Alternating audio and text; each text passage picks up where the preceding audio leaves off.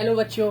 तो आज हम ये वीडियो बना रहे हैं कि आप जब बोर्ड का एग्जाम देने जाइएगा तो उसमें क्या क्या करना है ताकि अपने आप बेस्ट दे सके। दैट मीन्स आप 100% अचीव कर सके।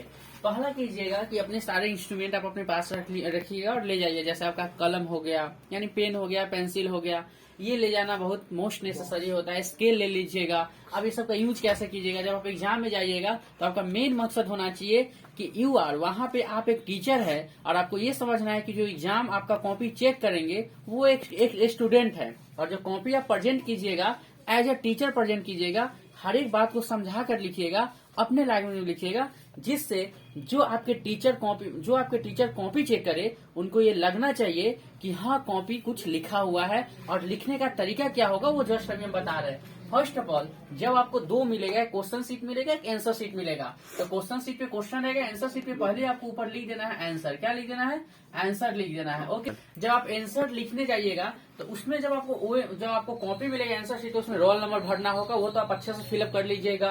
आपका ड्रेस में जो पहन के जाइएगा अपने से अच्छे से पहनकर पूजा पाठ करके अच्छे से स्नान करके जाया कीजिएगा, ताकि आपका मन क्या रहे, अच्छा रहे, सात्विक रहे। और उसका आंसर लिखिएगा ऊपर। रोल नंबर ये मोस्ट नेसेसरी है। रोल नंबर, सेंटर कोड, ये सब सही सही अपने कॉपी में फिल कर दीजिएगा। आंसर लिखिएगा। जैसे ग्रुप बाय ग्रुप आपका क्वेश्चन डिस्ट्रीब्यूट होता है, group A, group B, group C, group D. तो जैसे मान लेते हैं आंसर कॉपी में आंसर लिख दिए, तो पहले आपको ग्रुप ए का जवाब देना है, तो लिख दीजिए ग्रुप ए।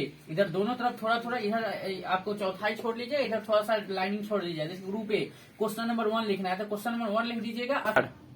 तो जब क्वेश्चन नंबर आप 1 लिखिएगा तो यहाँ पे क्वेश्चन नहीं लिखिएगा, उसके नीचे लिख दीजिए सॉल्यूशन। सॉल्यूशन लिख दीजिए और उसका आंसर जो होगा सॉल्यूशन वो लिख दीजिए। फिर क्वेश्चन नंबर 2 लिखिएगा, इसके चौथाई के अंदर ही सारा काम कीजिएगा, फिर इसका सॉल्यूशन लिखिएगा। तो आप ग्रुप ए इसी टाइप से करें। फिर ग्रुप बी लिखिएगा। आगे जब बढ़िएगा तो क्या लिखेगा आप? आगे जब बढ़िएगा तो लिखिएगा कि ग्रुप बी है आपका। जब ग्रुप बी स्टार्ट कीजिएगा तो वहां भी जैसे उसमें लिखने का पैटर्न, जैसे मान लेते हैं क्वेश्चन नंबर 3 है मेरा, उसमें मान लेते हैं पूछता है आपसे कि कंपाउंड क्या होता है, तो आप क्वेश्चन नंबर 3 लिख दीजिएगा या इसको छोड़ दीजिएगा। नीचे लिखिए सॉल्यूशन, यहाँ लिखिए कंपाउंड। क्या लिखेगा? कंपाउंड। और इसको डायरेक्ट इसमें कभी नहीं लिखिए, इसमें नीचे से लिखना शुरू कीजिए, फिर यहाँ से शुरू कीजिए, यहाँ लिखते चले जाइएगा।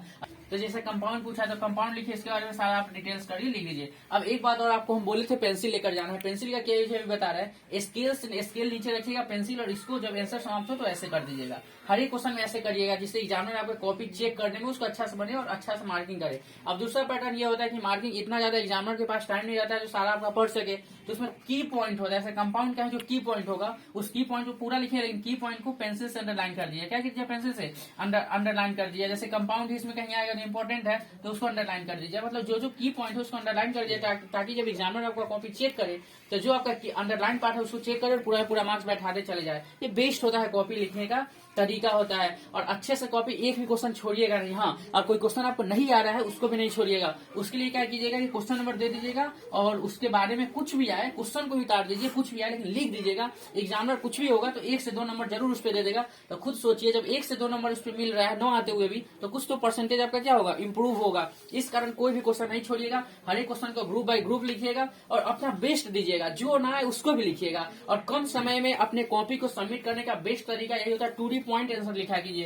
ये क्वेश्चन होती है कंपाउंड क्या होता है, तो यहाँ 1 पॉइंट, फिर एरो देकर दूसरा पॉइंट, फिर एरो तीसरा पॉइंट। जितना मार्क्स है उतना एरो लिख दीजिए, उससे 1 से ज्यादा एरो लिखा कीजिए। ठीक है, सब एरो बाय एरो सारा लिखिएगा। इसमें सबसे ज्यादा इंपॉर्टेंट तो तरीका होता है जब लैंग्वेज का पेपर देते हैं, तो लैंग्वेज के पेपर में कभी सॉल्यूशन नहीं कीजिएगा, लिखिएगा। उसमें क्या लिखेगा? इंग्लिश है तो आंसर लिखेगा, और जब हिंदी या संस्कृत है तो क्या लिखेगा? उत्तर लिखेगा। क्या लिखेगा? उत्तर। संस्कृत है उत्तर। ये सबसे बेस्ट होता है ये क्या प्रेजेंट करने का तरीका। और दूसरा बुक कि कम टाइम में पढ़ेंगे कैसे, तो कॉपी प्रेजेंट करने का तरीका हो गया, ब्लैक ब्लू पेन ले जाइएगा, पेंसिल ले जाइएगा, स्केल ले जाइएगा। अब आपका इतना कम टाइम में पढ़िए फिर कैसे, ये ज्यादा इंपॉर्टेंट फैक्ट डिपेंड करता है। तो सिंपल है, एनसीईआरटी मैथ ही है तो हर एक क्वेश्चन एनसीईआरटी का बना जाइए विथ एग्जाम्पल, और टाइम मिले उसके बाद अगर इतना बना रहे पूरा आपको 99% मार्क्स आ जाएगा, 100% मार्क्स आ जाएगा। बीएस वही, सीबीएसई भी वही पूछते हैं क्योंकि गवर्नमेंट आपको वही बुक अलाउ किया है पढ़ने के लिए, दूसरा क्यों पूछेगा। और दूसरा आपको टाइम मिले तो आर्यस अग्रवाल का एग्जाम्पल कर जाइएगा, टाइम मिले तो।